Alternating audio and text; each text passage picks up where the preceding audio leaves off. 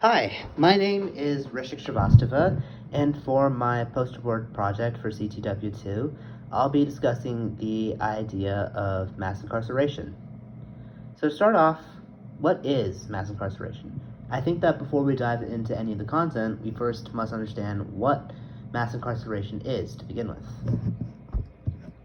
Well, mass incarceration isn't something that really has a dictionary definition. It isn't something that has a recognized definition. But according to the Institute to End Mass Incarceration, the concept of mass incarceration refers to, quote, a network of policing, prosecution, incarceration, surveillance, debt, and social control that's rooted in, builds upon, and reproduces economic and racial inequality and oppression. Now, what exactly does this mean? While this definition may seem a little self-explanatory, what it really means, the gist of it, is that mass incarceration is something that is caused by a network of American government systems, such as our justice system, our policing system, and our prison system, working together to curtail the economic development of minorities, and so racial inequality and oppression of those it affects chiefly racial minorities and the poor. Moving on to the meat of my poster board. So in this poster board, I mainly looked at a paper written by Professor Scott W. Duxbury of the University of North Carolina, Chapel Hill, go Tar Heels, as I mainly cited that, his paper, as evidence and collected evidence from that while making this paper. Although I did use some other sources for small stuff. So to start off, in this poster board, I plan to explain how the idea of mass incarceration concerns and the increased frequency and severity of incarcerated individuals in the United States, particularly those who are minorities. So what this means is that I'm looking to explain how mass incarceration is directly related to the increased frequency and severity of incarcerated individuals in the United States, which means that they are incarcerated at a higher rate and generally end up serving more time in prison than other groups. Next, I'm going to discuss how mass incarceration is a problem because it highlights, among other things, the disparity in treatment amongst racial groups by our country's justice system, and then looking at the long-term ramifications of mass incarceration, how does it really affect the people that it affects long-term, before finally beginning to offer solutions to the problem of mass incarceration. To illustrate this, I'll be using data collected from Duxbury's paper as well as some other sources to illustrate the definitive trends in incarceration rates between races as well as some other statistics. So, my objectives in this paper are to illustrate the prevalence of mass incarceration and analyze just how it affects disadvantaged Americans, ascertain reasons for why mass incarceration started in the first place and how it's continued to subsist over several decades in the United States, and then look at solutions to examine the potential impact of them. Now I'd like to segue to Duxbury's paper, which is, well, where the meat of my research comes from. In his research, Duxbury collected several statistics and performed several experiments to illustrate the reach of mass incarceration. Starting off, he listed some potential reasons for the continued prevalence and institution of mass incarceration. One of the reasons he cited were the Jim Crow laws, which were laws in the 19th and 20th centuries that effectively worked to promote racial segregation and keep Black Americans, among other racial minorities, in a subservient position relative to white Americans. This, for example, includes the concept of redlining, which effectively controlled where people could live in the United States. In practice, how this worked was people such as realtors would refuse to sell homes to Black Americans in some areas, which were chiefly richer, more upscale areas, because they didn't feel that African Americans were quote unquote worthy of living there. Duxbury then conducted experiments to show the impact of mass incarceration. For example, one of his experiments showcased the correlation between the black and white crime ratio, which is the ratio at which African Americans commit crime relative to white Americans in the United States. And then he correlated this to a concept called the fear of crime, which is effectively how citizens react to crime and are afraid of them. And he did this for several states, which showed a distinct correlation between the two concepts. Finally, Duxbury collected several statistics from the real world to illustrate the real world impacts of mass incarceration in the United States. Moving on to the data and results that I collected. So the first graph I have illustrates the differences in incarceration rates among several races. It's a prevalent theme that in all of the time periods depicted in the graph, which moves from 1960 to 2010, 1960 to 2020, sorry, it shows that Black Americans are incarcerated at a significantly higher rate than white Americans, something that's persisted from 1960 when segregation was still in place to even the present day, showing that mass incarceration has been instituted and effectively working for several decades.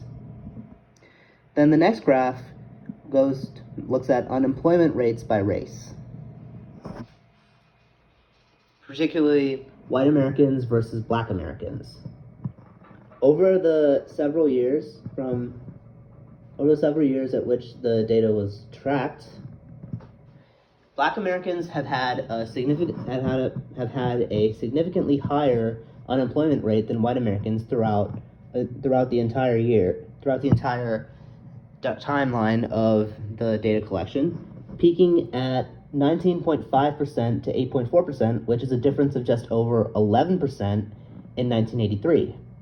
On average, the Black unemployment rate was twice as much as the white unemployment rate, with 13.4% of Black Americans being incarcerated versus 6.7% of white Americans being incarcerated. While this may not be a direct cause of unemployment rates, it does have an effect for sure, as criminal records and arrests significantly curtail one's ability to gain high-paying jobs and even educational opportunities in some cases. And this is an example of how mass incarceration works in the real world, as this system has effectively caused Black Americans to be incarcerated at a significantly higher rate throughout several decades, which greatly limits the employment and educational opportunities they can pursue, allowing them to remain in a more subservient position to white Americans. Finally, I'm going to examine sentencing differences between white and Black Americans for the same crimes. The data was tracked from an 18-year period of 1998 to 2016, and it was split into several different time periods. And in each of them, Black Americans were, on average, serving much more time for the same crime as their white counterparts, going from as low as a 5.5% increase from 2003 to 2004 to as high as a 19.5% difference from 2007 to 2011.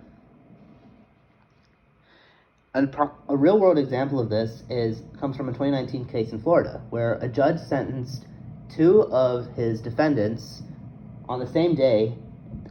Both of them were convicted of armed robbery. Both were between 19 and 21 years old. The white man got 2 years in county jail with time served, while the Black American was given a significantly higher sentence of 26 years in state prison for the same crime. This is an example of how mass incarceration works, as judges can effectively give down any sentence they want to any of their defendants, leaving biases such as racial prejudice to seep into their sentencing guidelines. So, what have we learned so far?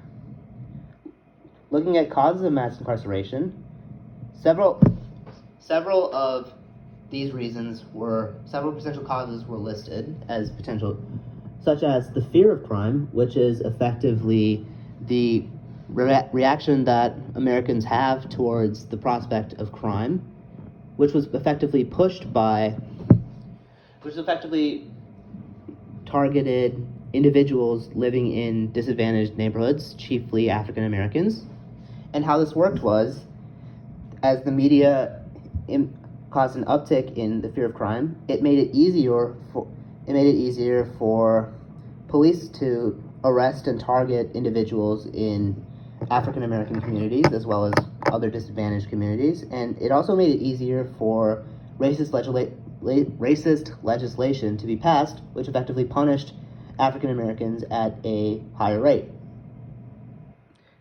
According to Duxbury, a potential reason for why this happened was once again to curtail African Americans and their ability to gain meaningful employment and educational opportunities, which effectively, once again, kept them in a subservient position relative to white Americans.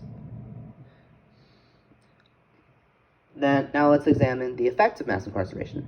As a result of mass incarceration and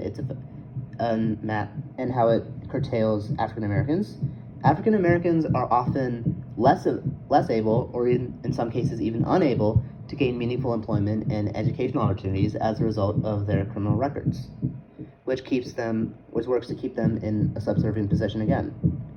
Now I'm going to finally offer a solution to mass incarceration.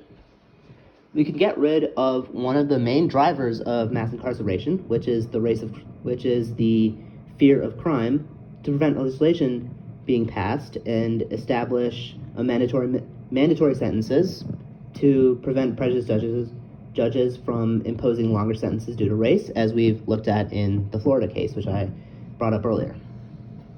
What this latter part would do, is effectively get rid of any biases or prejudices that judges have and prevent longer sentences being given out to African Americans or any other group of people simply because of the judge's prejudices. In conclusion, I believe that in order to fix the problem of mass incarceration, we must overhaul both our legal systems and our prison practices to remove racial bias present in sentencing guidelines and legislation, and to provide more of an emphasis on rehabilitating prisoners and helping prepare them for life post-incarceration. Another source I looked at was the prison practices in Norway, where prisons are not punitive or abusive as many American prisons are, and they instead focus on rehabilitating criminals and helping curtail their recidivism rate and promote a more fostered, well environment to their prisoners. This strategy has worked, as Norway has one of the lowest recidivism rates in the world right now. Finally, while some argue that the effect mass incarceration has on minorities is solely the result of minorities committing more crimes, there is a preponderance of evidence suggesting that mass incarceration is the result of several systemic influences working together to push minorities down.